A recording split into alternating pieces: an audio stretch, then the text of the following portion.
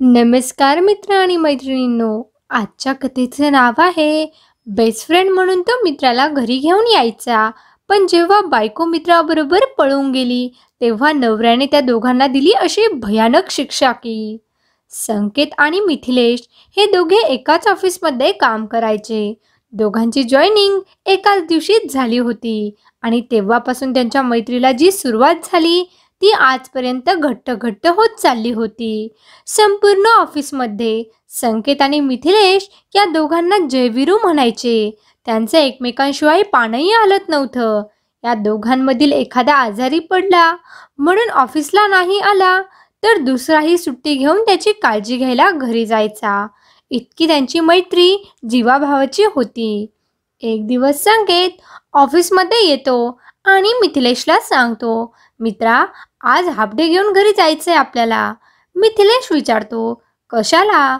तर संकेत म्हणतो, मुलगी पाहायला.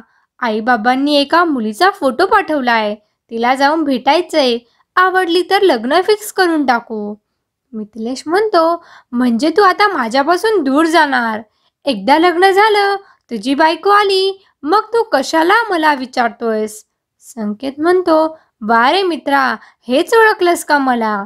एक बायको येऊ दे, नाहीतर 10 बायका, परंतु तुझी माझी मैत्री माझ्यासाठी जास्त महत्त्वाची आहे.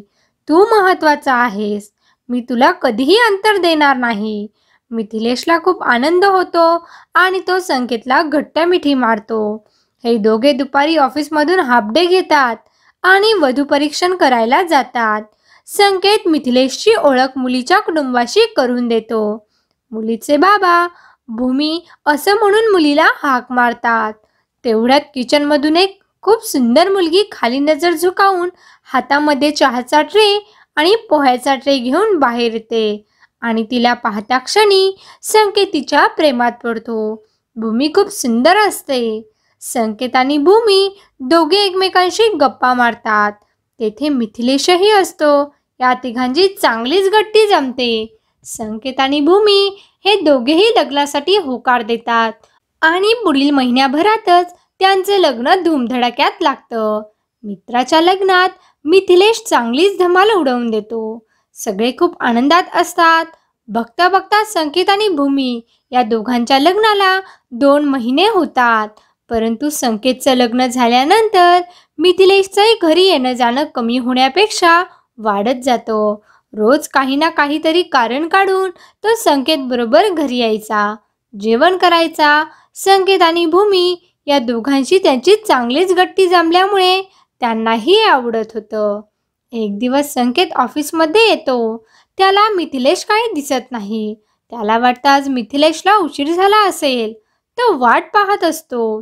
परंतु ऑफिस सुरू होऊन 1 तास झाला तरी मिथिलेश काही आलेला नसतो. संकेत मॅनेजरला जाऊन विचारतो, मिथिलेश अजून नाही आलाय, त्याने तुम्हाला फोन केला का? मॅनेजर सांगतो, मीच तुला विचारणार होतो की तुझा मित्र अजून का आला नाहीये. माझ्यापेक्षा जास्त फोन तुमचे चालतात ना. संकेत म्हणतो, सर, मलाही त्याचा फोन नाही आला, मी करतो त्याला फोन. असं म्हणून संकेत बाहेर येतो आणि मिथिलेशला फोन लावतो. पण मिथिलेशचा फोन काही लागत नाही. त्यामुळे संकेतला त्याची खूप काळजी वाटते. संकेत थोडा वाट पाहायचं ठरवतो. संपूर्ण दिवस जातो तरी मिथिलेश ऑफिसला आलेला नसतो आणि त्याचा फोनही लागत नाही.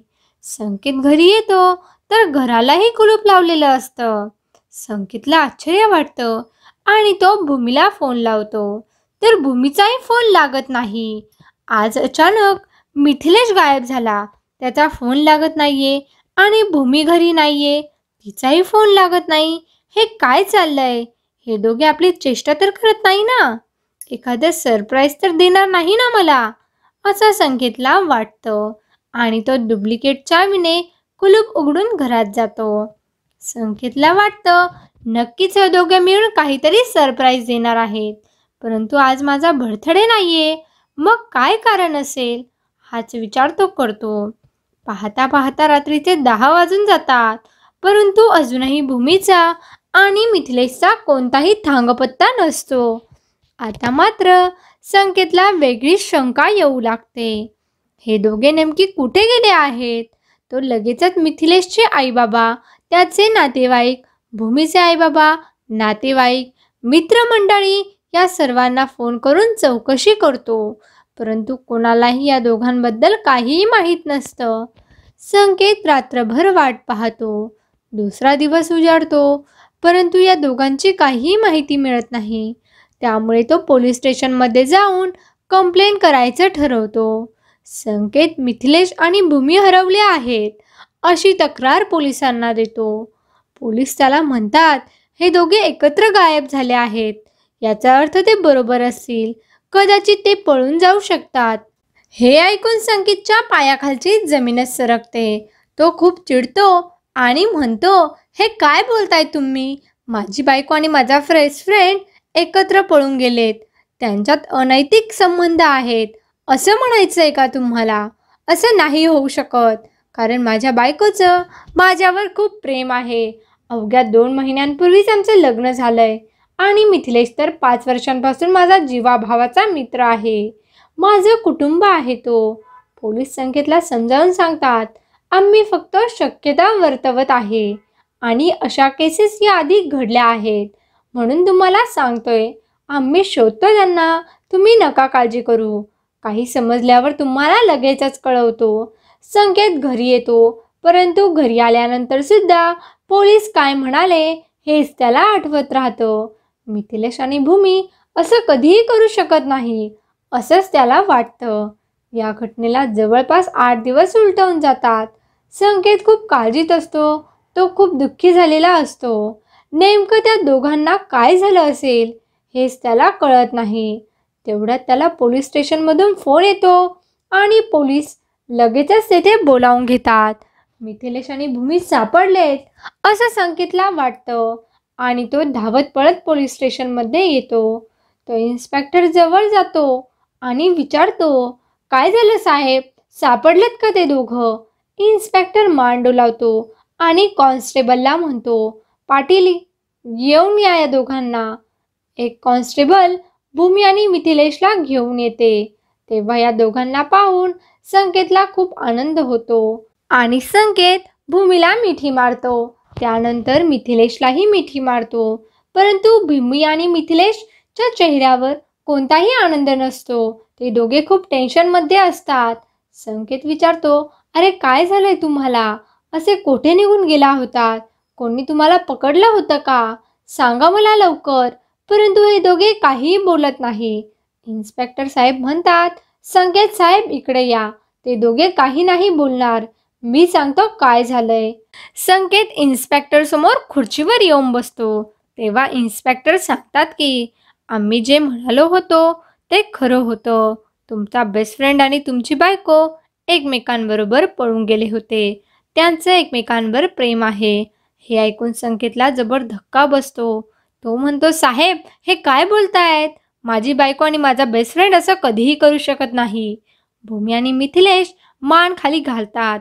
इन्स्पेक्टर म्हणतात, पाहिलं का तुमच्या बायकोने आणि मित्राने मान खाली घातलीये. मला आता कोणता वेगळा पुरावा द्यायची गरज नाहीये. संकेतला काहीच कळत नाही. तो या दोघांजवळ येतो आणि विचारतो, काय बोलताय इन्स्पेक्टर साहेब? मला सगळं खरं खरं सांगा.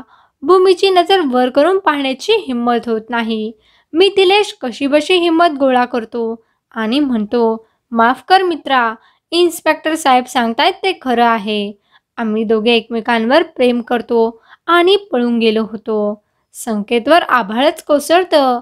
ज्या मित्राला त्याने भावासारखं प्रेम दिलं आणि ज्या बायकोबरोबर आयुष्यभर संसार करण्याची स्वप्न तो पाहत होता, तिच्यावर एवढं प्रेम करत होता, त्यांनीच त्याचा विश्वासघात केला होता. संकेतच्या डोळ्यात पाणी येतं आणि तो म्हणतो, हे काय बोलताय तुम्ही? मला तर काहीच कळत नाहीये. मिथिलेश म्हणतो, मित्रा सांगतो तुला सगळं. जेव्हा भूमीला पाहण्यासाठी आपण दोघे पहिल्यांदा गेलो होतो तेव्हा पहिल्याच नजरेत भूमी मला आवडली होती. मी तिच्या प्रेमात पडलो होतो. परंतु नंतर मी स्वतःला सावरलं. आपण संकेतसाठी मुलगी पाहायला आलोय आणि तू जेव्हा भूमीला पसंत केलं तेव्हा मी माझ्या मनातून भूमीचा विचार काढून टाकला. परंतु एक दिवस अचानक मला भूमीचा फोन आला. ती मला म्हणाली की मला संकेत नाही आवडला, मला तू आवडला आहेस, मला तुझ्याशी लग्न करायचंय. मी भूमीला समजवण्याचा प्रयत्न केला. संकेत माझा बेस्ट फ्रेंड आहे, मित्र आहे, त्याचं तुझ्यावर खूप प्रेम आहे, तू त्याच्याशी लग्न कर. तर भूमी मला म्हणाली की नाही, माझं तुमच्यावर प्रेम आहे आणि मला मान्य आहे की मला संकेतशीच लग्न करावं लागेल, कारण माझे आई बाबा तुझ्याशी माझं लग्न नाही होऊ देणार. परंतु लग्नानंतर आपण दोघे एकमेकांचे बनून राहू. संकेतला काही कळू न देता, संकेत मला हे सगळं आधी खूप चुकीचं वाटलं, पण मी मोहाला बळी पडलो. माझं भूमीवर खूप प्रेम आहे, म्हणून तुमच्या लग्नानंतर सुद्धा आम्ही एकमेकांना भेटत राहिलो, एकमेकांच्या जवळ आलो. संकेतला खूप राग येतो आणि तो मिथिलेशवर हात उगारतो, परंतु तो स्वतःला थांबवतो आणि म्हणतो, नाही, मी तुझ्यावर हात नाही उचलणार, कारण चूक तुझी नाही, माझी आहे. मी तुला नाही ओळखू शकलो, माझ्या बायकोला नाही ओळखू शकलो. मिथिलेश संकेतसमोर हात जोडतो आणि म्हणतो, माफ कर मित्रा, आम्ही दोघे एकमेकांच्या इतके जवळ आलो होतो की एकमेकांशिवाय राहणं आम्हाला सहन होत नव्हतं, म्हणून आम्ही पळून जाण्याचा निर्णय घेतला आणि 8 दिवसांपूर्वी पळून गेलो. परंतु इन्स्पेक्टर साहेबांनी आम्हाला शोधलं आणि येथे आणलं. भूमीची नजर अजूनही खाली असते. संकेत तिच्याकडे पाहून म्हणतो, तू माझ्याकडे नाही पाहतेस ना? बरं आहे, खरं नको पाहू, कारण तुझ्यासारख्या मुलीचा चेहराही मला पाहायचा नाहीये. संकेत इन्स्पेक्टर साहेबांसमोर येतो आणि म्हणतो, इन्स्पेक्टर साहेब, माझी यांच्या विरुद्ध कोणतीही तक्रार नाहीये, तुम्ही त्यांना सोडून द्या. त्यांना एकमेकांबरोबर राहायचंय तर राहू द्या, परंतु आजनंतर मला या दोघांचा चेहराही पाहायचा नाहीये. माझ्या आयुष्यात अशी कोणती माणसं होती हे सुद्धा विसरून जाईल मी. असं म्हणून संकेत तेथून निघून जातो. मिथिलेश आणि भूमीच्या डोळ्यातूनही अश्रूंच्या धारा वाहू लागतात. आपण आज एका चांगल्या माणसाला खूप दुखावलंय हे त्याला समजतं, परंतु आता वेळ निघून गेलेली असते. हे दोघंही मोहाला बळी पडलेले असतात आणि आता तुटलेली नाती आणि दुखावलेली माणसं परत कधीही आधीसारखी होणार नसतात. तर मैत्रिणींनो आणि मित्रांनो, कशी वाटली आजची कथा? नक्कीच कमेंट करून सांगा आणि अशाच नवीन नवीन कथांसाठी आमच्या व्हिडिओला लाईक करा, शेअर करा आणि चॅनलला सबस्क्राईब करायला विसरू नका. धन्यवाद.